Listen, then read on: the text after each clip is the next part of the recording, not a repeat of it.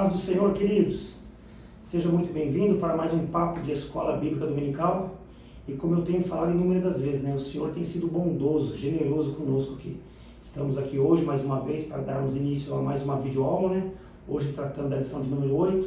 Mas antes de comentar um pouquinho essa lição, vamos fazer a apresentação aqui, Hoje o nosso pastor Francisco Júnior, pastor de uma das nossas pregações, ali no bairro do Areião, está aqui hoje para nos abençoar com esse vasto conhecimento que o pastor tem, E quando eu falo que o Senhor tem sido bondoso, já passaram por aqui inúmeros pastores abençoados, A lição de número 7, o pastor Jorge Antunes, lição de número 6, o nosso pastor Marcos Devaney, lição de número 5, o nosso pastor Vanderlei, e assim o Senhor tem bradado aqui com muita excelência, através da vida dos nossos pastores, e o ensinamento tem sido dinâmico e abençoador.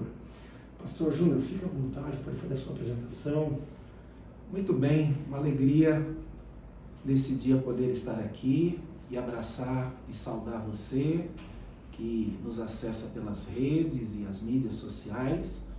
Prazer em poder estar aqui participando desse papo de Escola Bíblica Dominical, agradecendo ao Senhor por esse privilégio, depois também ao presbítero Eduardo e toda a organização do Papo de Escola Dominical e por essa iniciativa tão brilhante, tão importante de poder instrumentalizar os professores, alunos, superintendentes da Escola Dominical com material rico e também com esses resumos de cada lição da Escola Bíblica Dominical. E eu creio que irá enriquecer a sua vida e abençoá-lo assim como também tem nos abençoado. Amém, tá vendo só que é isso? E não foi nem a introdução à nossa aula, Então, como eu tenho falado muitas vezes aqui, pastor Júnior, segura bem na sua poltrona aí, se aconchegue-se nela, porque vem aí um vasto conhecimento para cada um de nós. Vamos aqui adentrar na lição de número 8, aonde que ela veio trazer um tema para nós, muito oportuno, a disciplina na igreja. Nós estamos aqui falando do corpo de Cristo, A origem, a natureza e a vocação da igreja no mundo.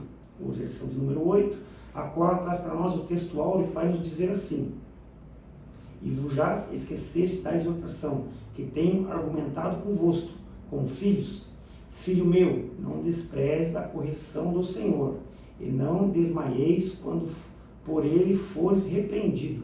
Isso se encontra lá em Hebreus, no seu capítulo de número 12, e o versículo de número 5. A verdade prática ela vem trazer para nós da seguinte maneira: a disciplina cristã é uma doutrina bíblica necessária, pois permite ao crente refletir o caráter de Cristo. Não é uma pergunta, pastor Júnior, mas aqui o senhor tem alguma coisa para acrescentar? Pode ficar à vontade. Sim, dentro desse aspecto da verdade prática, nós podemos extrair dois aspectos essenciais aqui naquilo que o comentarista coloca. Primeiro, a necessidade da doutrina e também que essa doutrina da disciplina na igreja venha refletir o caráter de Cristo. Por que a doutrina ela é necessária? Isso é a primeira coisa que nós precisamos entender. Primeiro, como igreja, aquilo que o texto bíblico diz, a eclesia, ela é formada por um grupo de pessoas chamadas para viver aquilo que nós chamamos para fora do mundo. Pessoas separadas para Deus, que se converteram a Cristo, mas que continuam sendo pecadoras. E por termos essa natureza pecaminosa, nós estamos sujeitos a pecar, a errar, a deslizar, e precisamos, quando isso acontece, sermos corrigidos, sermos disciplinados. Então, nisso nós vemos a necessidade dessa disciplina. Entenda disciplina como correção, como educação em amor, para que nós não venhamos errar mais. E com isso, à medida que nós somos disciplinados, corrigidos, educados, Deus também faz com que o caráter cristão seja formado em nós. Nós somos lapidados pelo Senhor. E como a disciplina ela é bíblica e ela traz uma ilustração muito especial, que é a relação do pai com o filho. E a Bíblia diz que aquele que é filho, ele não pode rejeitar e nem estar sem disciplina, pois aquele que está sem disciplina, ele não é filho. Então a disciplina, ela é muito importante e nós nunca podemos entendê-la como uma forma punitiva, mas sempre como uma forma corretiva, educativa, para que o caráter cristão seja gerado em nós. Que maravilha, né, amados? E esse foi só um comentário a respeito da verdade prática. Maravilha de Deus. A palavra-chave dessa nossa lição, como já bem diz aqui o tema, é a disciplina, né? E agora nós vamos aqui já adentrar o primeiro tópico, mas antes de adentrar aqui o primeiro tópico, eu vou pedir para o pastor Júnior ele fazer a sua introdução, bem calma aí, e depois destrinchamos. Muito bem. Esse tema disciplina na igreja, ele é um tema de suma importância. E nós precisamos, como líderes, como pastores, como professores, como coordenadores, superintendentes de escola dominical e também alunos, estarmos atentos àquilo que Deus propõe na sua palavra a esse respeito. Entendendo que a disciplina, ela não é facultativa, ela é necessária. A Bíblia estabelece a disciplina na igreja como um dos pilares das doutrinas bíblicas. E é de suma importância nós, professores, alunos da escola dominical e membros do corpo de Cristo, conhecermos como ela procede, conhecermos como ela deve ser aplicada no dia a dia, tendo em vista que nós temos um número muito grande de pessoas que fazem parte do corpo de Cristo e da igreja, e é por isso que nós precisamos saber como se aplica essa disciplina para que nós possamos, como igreja, cada vez mais sermos uma igreja bíblica e não fazermos nada além daquilo que a Bíblia estabelece e propõe para nós. Amém. Tá vendo só, queridos? Essa agora foi a introdução do nosso pastor aqui. Amados, para você que não conhece, o pastor Júnior, hoje ele está pastoreando a nossa igreja ali no bairro do Jardim Areão, como eu tenho falado, está ali numa mega hiper reforma do seu templo ali, está ficando lindo, muito, muito belo. Você que ainda não conhece, pastor Júnior, ali é Rua Paraná? Rua Paraná, 547, bairro do Areão. Alguns conhecem como São Jorge, mas é bem conhecido como Areão. É muito fácil de encontrar e ali nós temos o nosso templo, que está ficando cada vez mais bonito, uma reforma grande, para poder acolher melhor e receber melhor as pessoas. E você é muito bem-vindo para estar conosco ali, cultuando e servindo a Deus. Tá vendo só que maravilha? Então fica aí o convite do nosso pastor. Amados, nosso primeiro tópico ele vai nos dizer da seguinte maneira: a necessidade da disciplina bíblica. Daí ele vem com 3 subtópicos para nós, onde ele vai falar: Deus é santo, a igreja é santa, quando a igreja não disciplina. Agora o pastor Júnior vai ficar bem à vontade aqui, ele vai destrinchar os tópicos para cada um de nós. Nós vamos aqui só nos alimentando. Muito bem. Antes da gente entrar aqui no ponto primeiro, o tópico primeiro, sobre a necessidade da disciplina, eu quero antes destacar algo muito importante, ainda de forma introdutória. Primeiro, é de suma importância nós entendermos que todos nós, indistintamente, somos pecadores. E somos passivos de errar, porém devemos nos esforçar e pedir a graça de Deus para não errarmos. Quando Paulo escreve a sua carta aos Gálatas, capítulo 6, verso de número 7, Paulo é bem taxativo, dizendo assim: irmãos, não erreis. E aí nós destacamos aquilo que o presbítero Eduardo disse aqui como palavra-chave, disciplina, que é a palavra-chave desta nossa lição de número 8.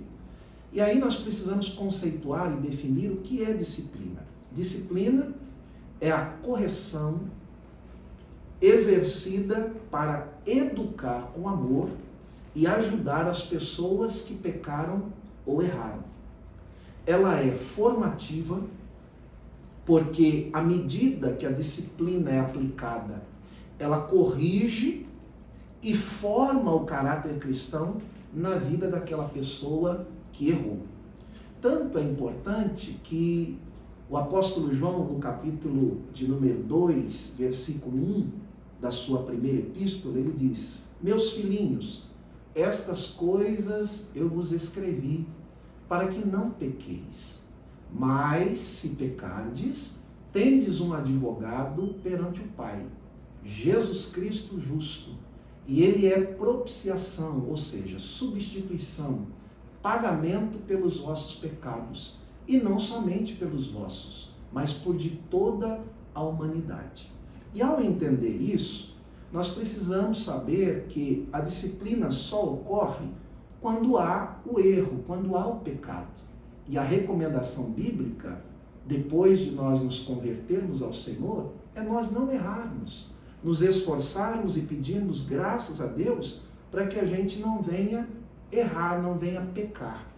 Eu sempre digo que o pecado na vida do crente é um acidente de percurso. Vou repetir. O pecado na vida do crente é um acidente de percurso. Nós vivíamos na prática do pecado. Após nos convertermos, renunciamos às paixões antigas, o pecado, para agora vivermos em retidão diante do Senhor. Mas, como ainda temos a natureza pecaminosa, nós podemos errar. E isso é um acidente, isso pode acontecer em nossas vidas, e quando acontecer, nós temos o respaldo bíblico de ter Jesus Cristo como nosso verdadeiro advogado. Aí então nós podemos entrar então na necessidade da disciplina, pois esse primeiro tópico demonstra isso muito claro. E aí eu coloquei aqui algo muito importante. Por que a disciplina é necessária? Primeiro, nós temos um Deus que é santo em absoluto, que ele não tem sombras de variações, que ele não muda. Deus é santo em absoluto. Isso é um dos pilares da doutrina bíblica. E a igreja também é santa. Ela precisa espelhar a santidade do Deus que a constituiu. Por isso, Levítico capítulo 11, versículo de número 45, Deus está dizendo, e ele diz assim: eu sou santo. Aí quando a gente olha para 1 de Pedro, capítulo 1, verso 16, é Deus dizendo a nós: sede santos, porque eu sou santo. A palavra santo aqui no original é a palavra hagiazo, que significa aquele que é separado, aquele que é consagrado e aquele que se propõe separar-se e ser santo para Deus. Alguém que foi separado para viver os propósitos de Deus. Ora, se Deus é santo, a sua igreja é santa, todos os cristãos que fazem parte do corpo de Cristo, ele também precisa ser santo. Ainda que, diferente de Deus, que é santo em absoluto, nós cristãos estamos num processo de santidade, que começa no momento da nossa conversão e vai até o último dia da nossa vida, quando nós partimos daqui. Portanto, Deus é santo, a igreja é santa, e todos os cristãos que fazem parte da igreja do Senhor precisam ser santos. E muitas vezes na sua trajetória, ou na nossa trajetória, nós pecamos, nós erramos. E aí a disciplina, ela é fundamental, ela é imprescindível para corrigir a nossa vida, para nos educar em justiça, até que nós alcancemos a estatura de varão ou varoa perfeitos. Paulo escreve em Efésios, capítulo de número 4, verso de número 13, e ele diz assim: até que todos cheguemos à unidade da fé, ao pleno conhecimento do Filho de Deus, à perfeita varonilidade ou à perfeita medida de varão perfeito. A palavra perfeito é a palavra teleios, maduro, alguém equilibrado, alguém que cresceu na graça e no conhecimento do Senhor, à medida de alcançar a plenitude de Cristo. Então, para concluir aqui esse primeiro tópico, uma aplicação muito importante. Igrejas que não aplicam e não vê como essencial a disciplina na igreja, ela corre um risco de estar aviltando e desprezando uma das doutrinas mais essenciais da Bíblia Sagrada para a igreja como corpo vivo. É importante perceber, presbítero Eduardo, que muitas igrejas que hoje já abraçaram o liberalismo, quando vê a gente aplicando a doutrina bíblica, eles dizem assim, eles são religiosos. E é muito diferente ser religioso e ser bíblico, ser assertivo. Nós não somos religiosos. Nós estamos aplicando aquilo que a Bíblia estabelece para a correção, para a educação em justiça e para que o caráter de Cristo seja formado na vida de cada irmão.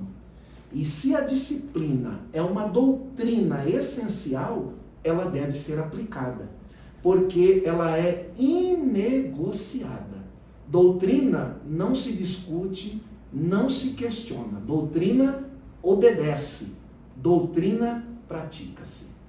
Que maravilha, né, amados?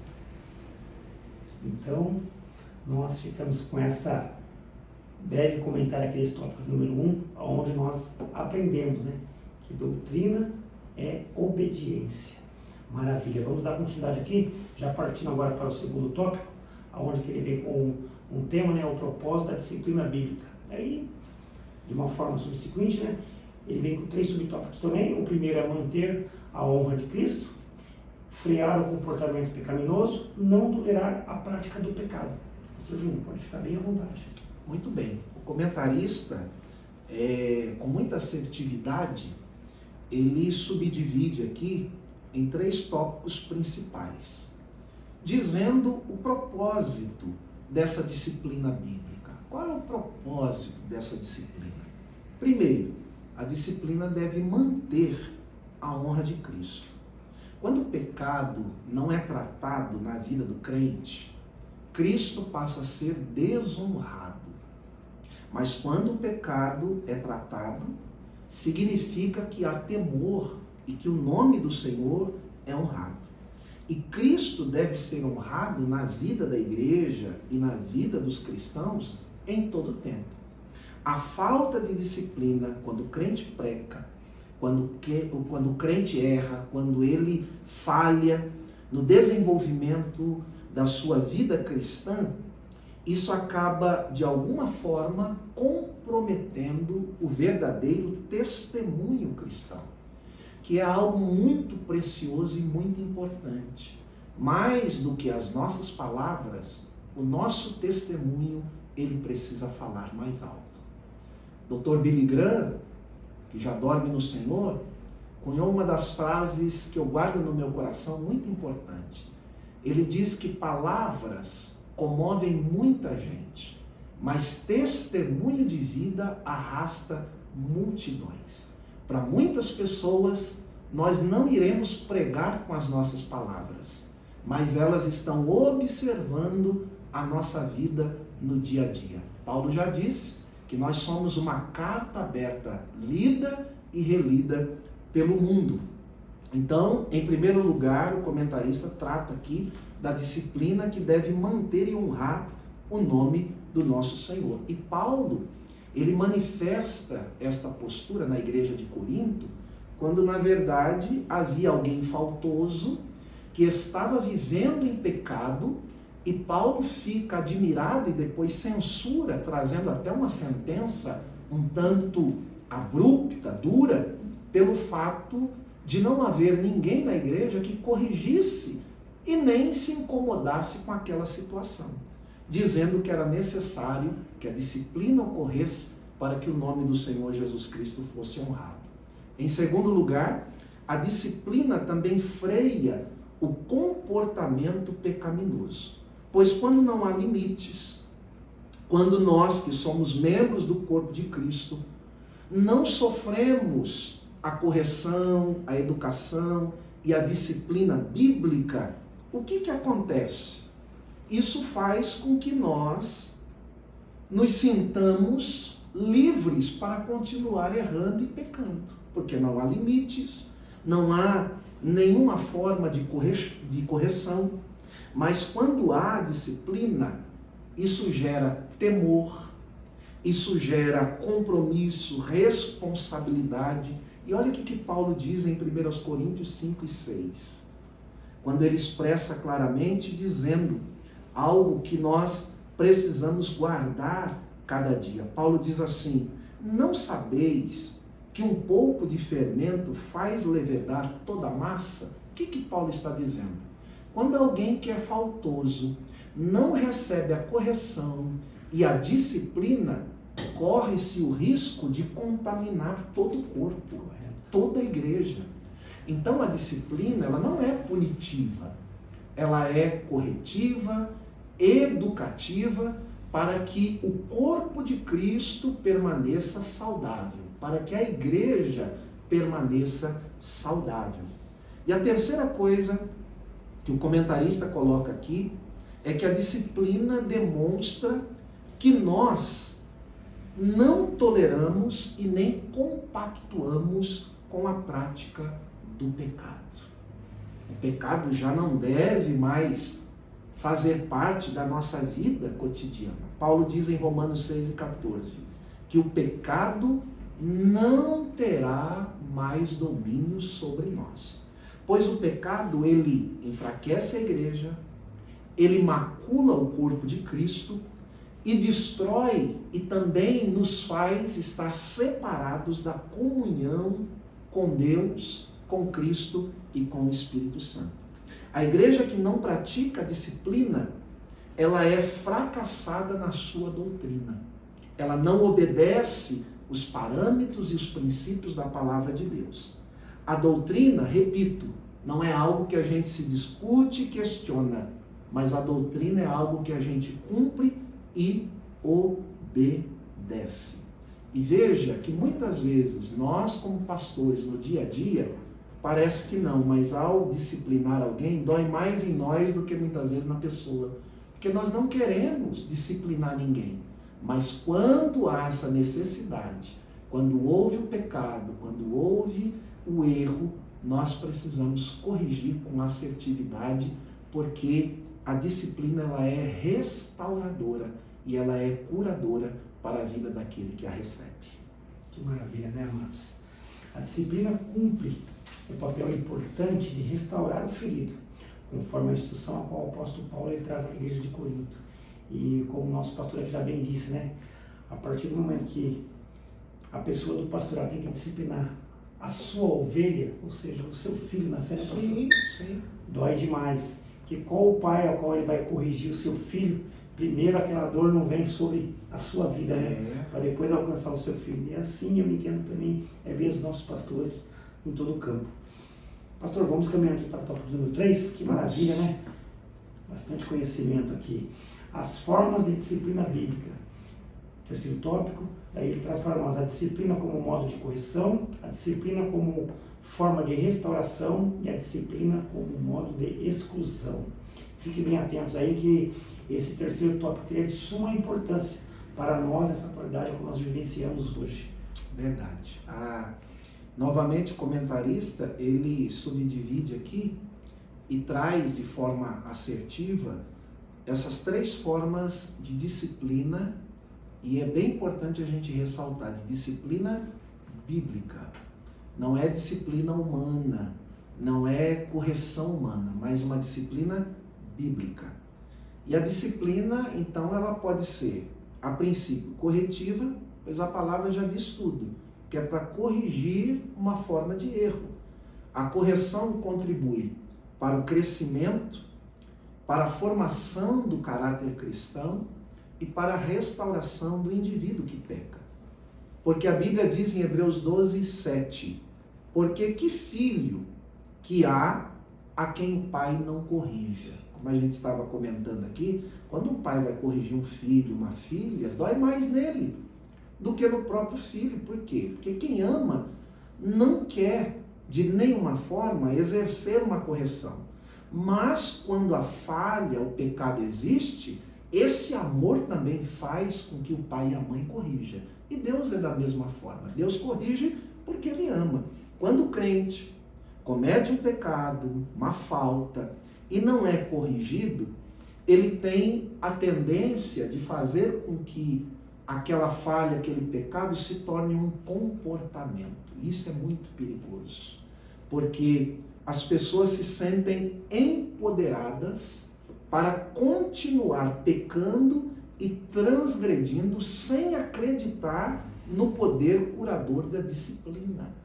Tendo em vista que alguns também acabam aplicando errado a disciplina, com raiva, como forma punitiva, e algumas pessoas têm medo de receber a verdadeira disciplina. O comportamento errado, quando não é disciplinado, ele é reforçado e faz com que a pessoa continue errando.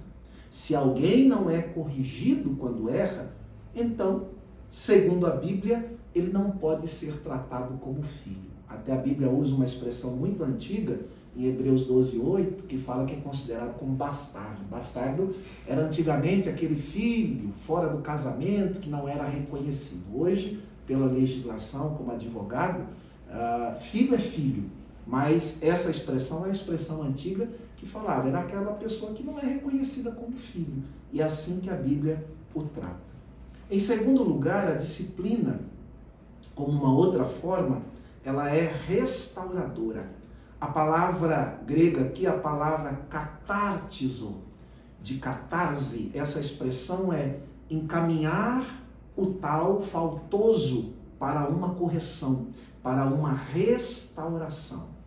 Em Mateus capítulo 4, verso 21, a ideia aqui que o texto bíblico dá é de alguém que é pescador e a sua rede rasga. E aí não adianta você pescar porque os peixes escapam, ela perde a sua utilidade. Mas quando esse pescador costura, repara, conserta a rede, ela pode ser reutilizada. Olha que linda essa aplicação. Nós cristãos podemos errar. E à medida que nós somos restaurados, consertados no nosso erro, educados para não errar mais, nós podemos novamente ser restaurados e viver aquela comunhão que nós tínhamos anteriormente ao nosso erro.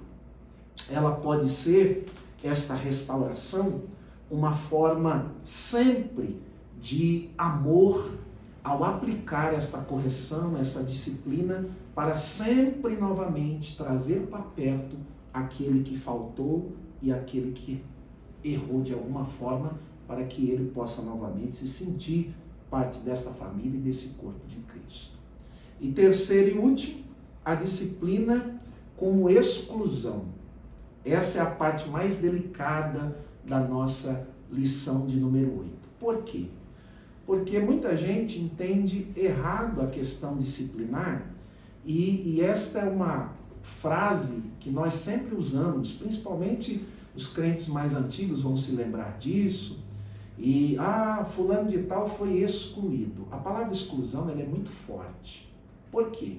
Exclusão é o mesmo que você lançar fora, que você abandonar a pessoa ou, como a Bíblia usa a expressão, lançá-la na mão de Satanás. Geralmente o que nós aplicamos no dia a dia não é a exclusão, mas é a disciplina, como já falamos, como correção, como restauração, como educação, como uma forma curadora e saradora daquele que pecou, daquele que errou. Mas essa expressão, exclusão, também é bíblica. Ela geralmente é aplicada como uma forma de amputação. Para quê? Como aquele indivíduo que está com um problema sério no seu pé, na sua mão, principalmente isso acontece quando alguém tem uma doença de diabetes. E aí o seu membro está comprometido e pode comprometer todo o corpo. Então alguns médicos, o que eles fazem? É melhor amputar do que o corpo todo morrer. E por que a Bíblia coloca esse aspecto?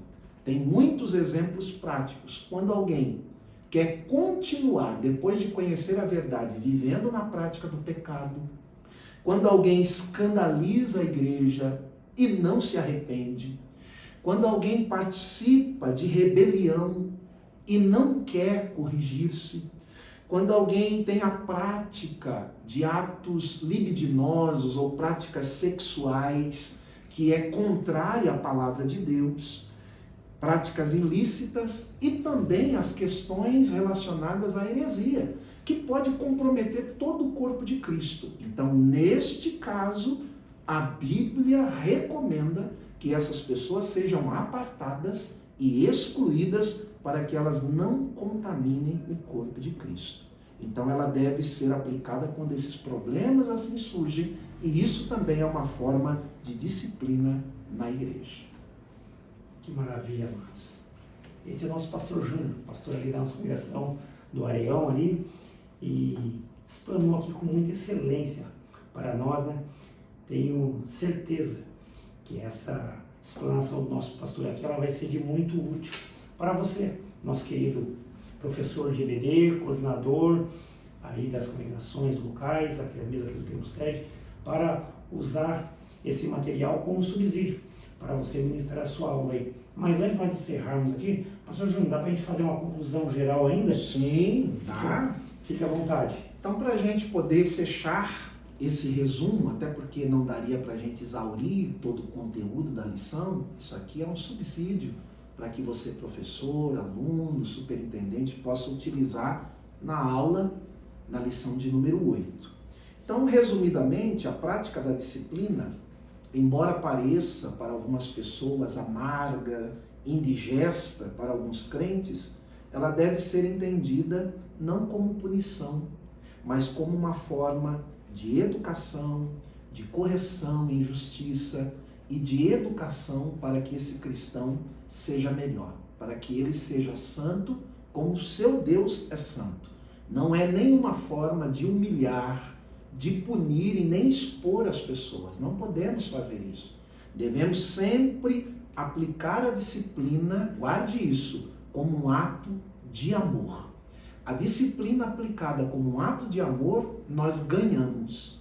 A disciplina aplicada como raiva e punitiva, nós perdemos. E na verdade, como corpo de Cristo, nós sempre precisamos ganhar. Cristo, ao final, precisa ser glorificado. Por isso, toda disciplina na igreja, com amor, ela é muito bem-vinda. E quando assim fazemos, nós estamos cumprindo a palavra e sendo eminentemente bíblicos. E ao final, o nome do Senhor será sempre glorificado. Amém, queridos. Que maravilha, né? Agora o pastor Júnior, que ele fechou com a sua conclusão aí. E amados, eu gostaria de estar agradecendo mais uma vez a sua companhia até o término dessa nossa videoaula aqui, né? E, se possível, eu gostaria de pedir um grande favor para você. Nos ajude. Compartilhe essa nossa videoaula aí com seus contatos. Seja você um canal de bênção. Como tenho falado, nós estamos aí todas as redes e plataformas digitais sociais, né? Tanto no YouTube, Facebook, o Spotify e o Deezer. Agora eu vou pedir novamente para o pastor Júnior ele fazer mais uma vez menção aqui, não só do endereço da sua igreja onde ele pastoreia, mas também ali dos cultos. Faça, pastor, fique à vontade. Bem, nós estamos ali na Rua Paraná, 547, bairro do Areião, e temos culto segunda-feira, às 19h30, de oração e ensino da palavra. Às quartas-feiras, o nosso culto da vitória, também às 19h30. Domingo pela manhã, às 9 horas, a imprescindível escola bíblica dominical, onde você com a sua família podem crescer na graça e no conhecimento e aprender e se aprofundar mais na palavra de Deus. Uma das coisas que eu sempre digo, se você ainda não teve tempo e o privilégio de fazer um curso teológico, a escola bíblica dominical já é suficiente para nós aprendermos com profundidade a Bíblia Sagrada. E todos os domingos às 9 horas, não só na Igreja do Areião, mas em todas as nossas congregações, inclusive no Templo Sede, você pode estudar a palavra com a sua família. E domingo à noite, às 19 horas, um grande culto de louvor, adoração com todas as famílias e sempre terá um lugar abençoado para você. E eu sempre digo, nunca esqueça, acreditar é essencial, mas ter atitude é o que faz a diferença. Muito obrigado, que Deus abençoe a todos. Amém, queridos. Está vendo só? Então está aí a agenda pastoral ali da nossa congregação do Areião, nosso pastor Júnior aqui, pastor local ali, que tem sido um grande obreiro, um grande amigo aí de companheiro de ministério, e hoje esteve aqui nos abençoando com esse vasto conhecimento. Aqui, como diria o nosso pastor Adão Gaivoto, né, é só um beijinho na flor, mas você vindo para participar das nossas EBDs, você vai ter uma aula por completa. Amém, queridos? Um forte abraço, fique com Deus, e assim querendo o Senhor, na semana que vem estaremos aí com a lição de número 9. Forte abraço, fique com Deus, a paz do Senhor Jesus.